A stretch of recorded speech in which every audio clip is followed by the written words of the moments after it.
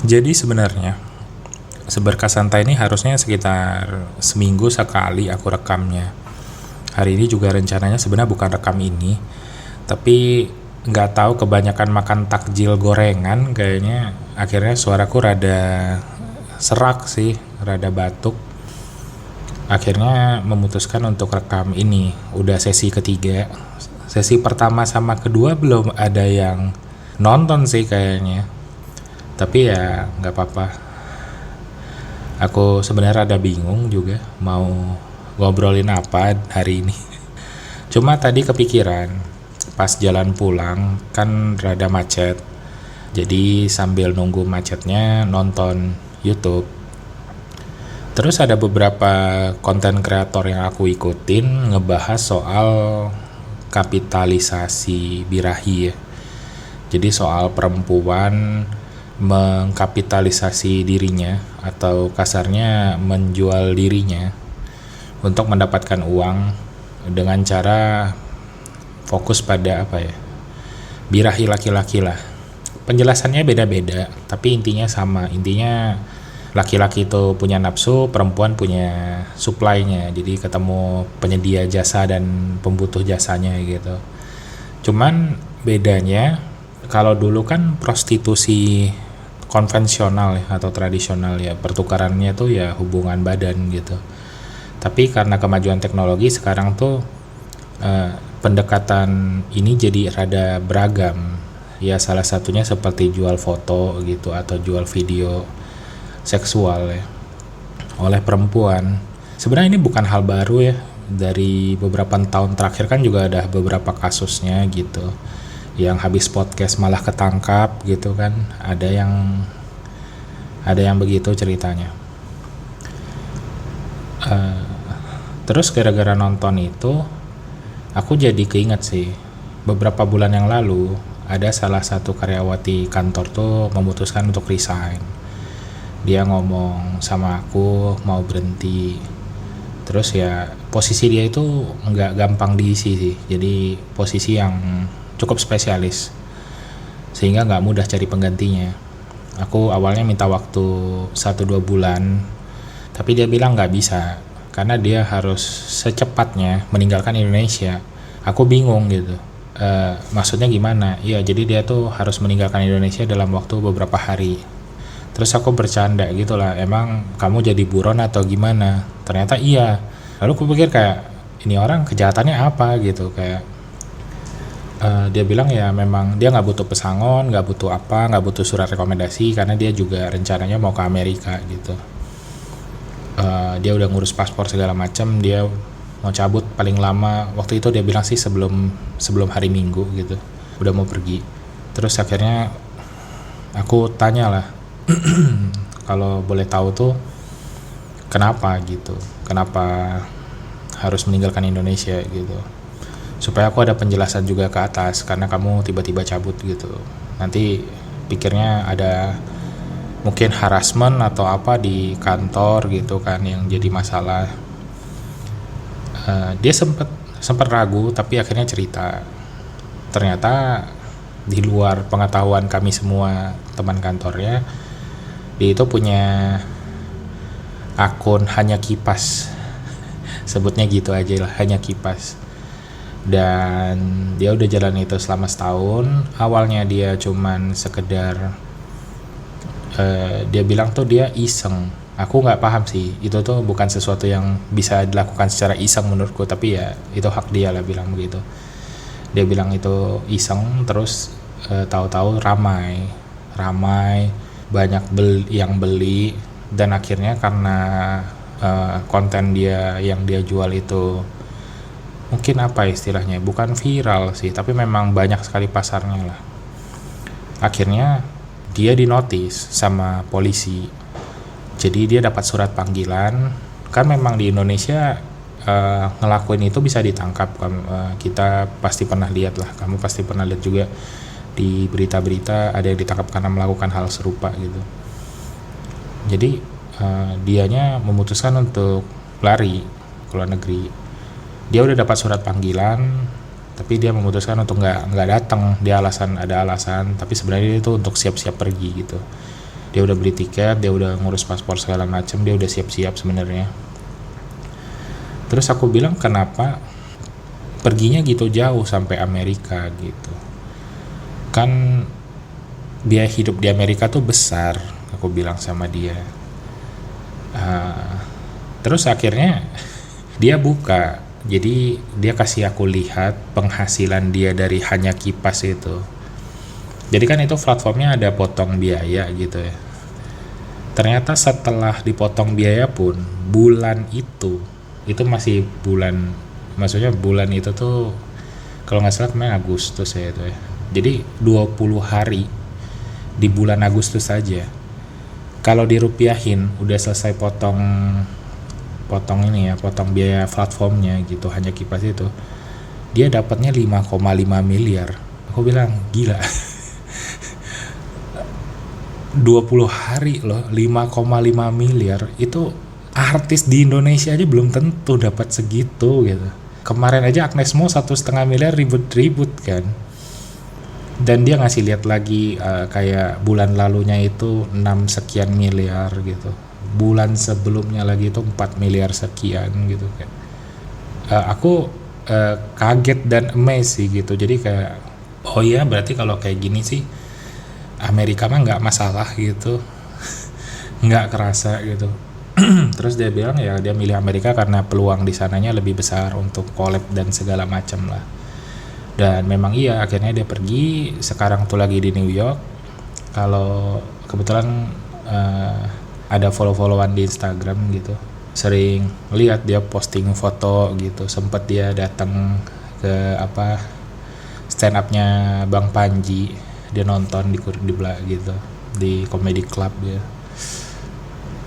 Dan sekarang kayaknya hidupnya baik-baik saja gitu di New York. Jadi setelah dia pergi, sempat beberapa kali komunikasi lagi sama aku gitu. Terus aku sempat nanya, kalau boleh tahu, kan karena dia orang yang aku kenal langsung melakukan hal ini ya. Sebelumnya kan cuman tahu, oh orang ada yang bikin hanya kipas tuh si A, si B. Tapi nggak pernah ngomong langsung sama orang-orang kayak gini. Jadi aku bilang sama dia, kamu kan tahu saya orangnya penasaran gitu. Boleh saya tahu nggak sih, maksudnya apakah dorongannya tekanan ekonomi atau gimana gitu?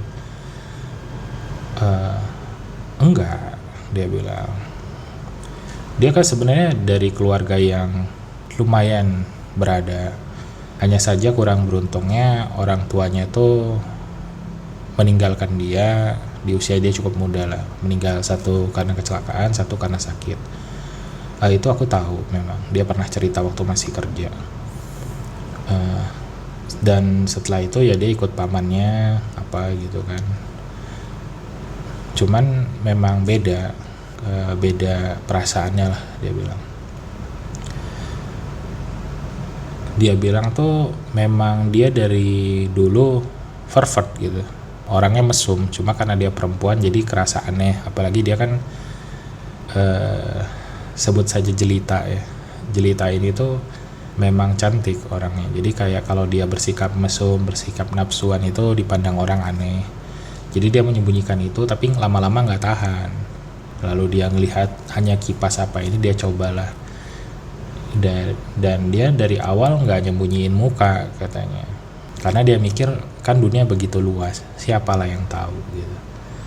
Ternyata ya, tapi sampai hari ini kayaknya cuma aku yang tahu sih dia punya hanya kipas itu. Makanya aku bingung, ini sampai miliaran siapa yang beli gitu. Soalnya ya sebenarnya kan kebanyakan orang ya kita percayanya, aku juga percayanya, ketika dalam situasi seperti ini tuh gimana ya bilangnya, banyak orang, mungkin kamu juga gitu, percaya bahwa orang yang melakukan tindakan seperti ini buka hanya kipas ini gitu sebenarnya karena tekanan ekonomi kan, karena dunia tuh jahat sama orang miskin. Dunia jahat, lebih jahat lagi sama perempuan yang nggak punya uang. Aku sadar banget soal itu. Mengalami juga pernah gitu. Di titik seperti itu pernah. Bahkan kan dulu istilahnya tuh orang sakit orang miskin dilarang sakit gitu. Makanya walaupun banyak sekali orang ngeritik BPJS tuh buruk, BPJS apa gitu ya, aku tahu itu ngebantu banget buat banyak orang. Banyak banget yang kebantu BPJS, terlepas dari korupsinya, terlepas dari masalahnya. Banyak banget sebenarnya yang ketolong. Ya mungkin politikus-politikus itu nggak peduli lah ya, nggak peduli soal wah ini nolong orang atau enggak ya, tapi itu berdampak. Dan nggak tahu sih di sekitar kalian ada yang ngerasain nggak, tapi ada masanya dimana aku tuh ngelihat betapa banyaknya orang ditolong sama BPJS. Dan memang ya pelayanannya sih memang banyak yang kurang ya. Ya kayak aku juga pernah pakai BPJS dan diperlakukan beda gitu. Kalau sekarang kan pakai yang swasta kayak Generali gitu kan, atau kayak Allianz itu nggak apa ya, nggak dianaktirikan lah gitu. Ya menurutku itu sih, dunia itu jahat sama orang miskin, lebih jahat lagi sama perempuan yang nggak punya apa-apa. Jadi kadang tuh aku nggak pernah menghakimi sih kalau misalnya perempuan memutuskan untuk ya ngambil langkah atau jalan seperti jelita ini, itu hak dia gitu. Kita nggak tahu pilihan dia tuh apa dasarnya gitu. Kadang kan ada orang yang antara nggak punya pilihan gitu, atau memang mungkin punya tapi udah lelah, jadi ambil jalan yang cepat lah gitu. Karena kan juga sebenarnya nggak pasti gitu. Walaupun dibilang oh ini uang gampang, nggak pasti juga. Setauku ya banyak yang gagal, walaupun katanya kan modal ngangkang gitu ya, nggak juga. Banyak sebenarnya yang ngelakuin ini dan nggak dapet. Ya mungkin dapat tapi nggak dapet uang dalam jumlah yang fantastis lah gitu. Aku juga bingung tuh jelita bisa dapat sampai segitu tuh gimana prosesnya. Jago kah dia marketing atau gimana, atau memang tipe wajahnya itu disukai orang. Sebenarnya penasaran juga, cuman ya gitulah.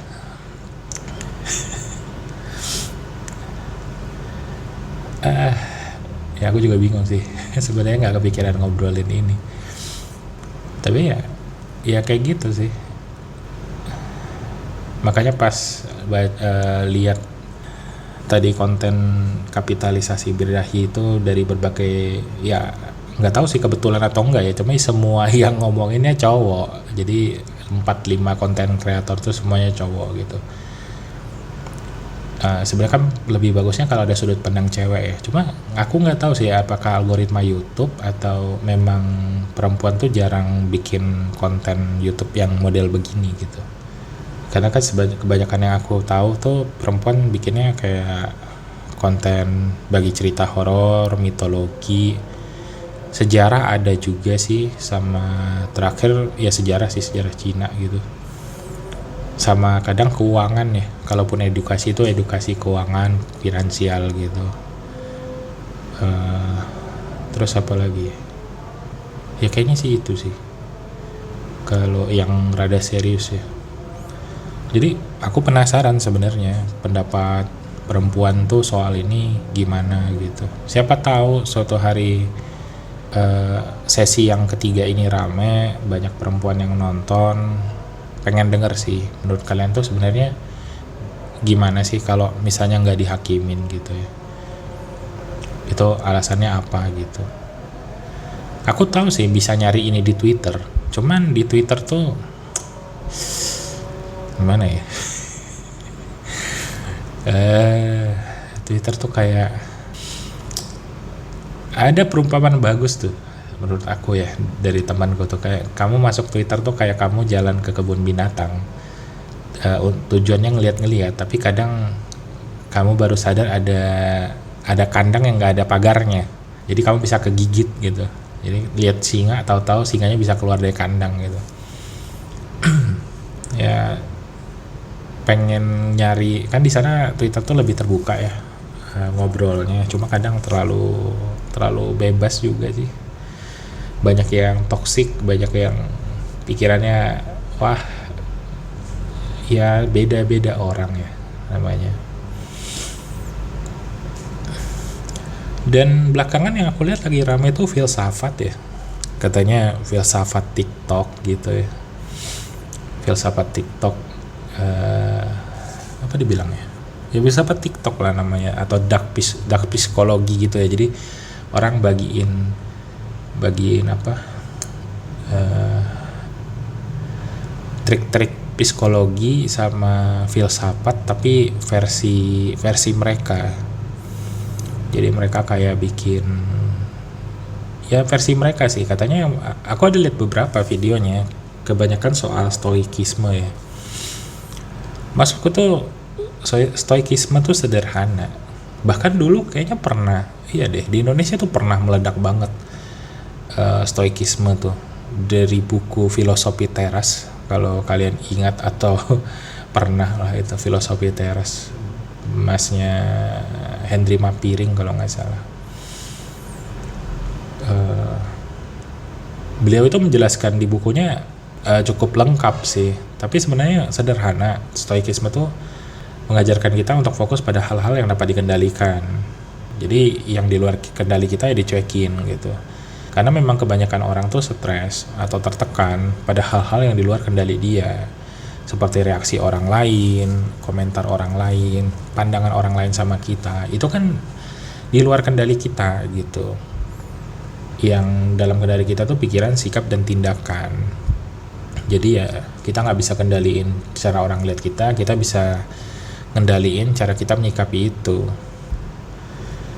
Tapi pas aku lihat video-video filsafatnya aneh-aneh gitu. Aneh-aneh gimana gitu, kayaknya nggak ngerti-ngerti banget sih mereka. Tapi wajar sih, filsafat itu sesuatu yang sangat kompleks sebenarnya. Yang baru di Indonesia kan baru ini ya, ya stoikisme lah.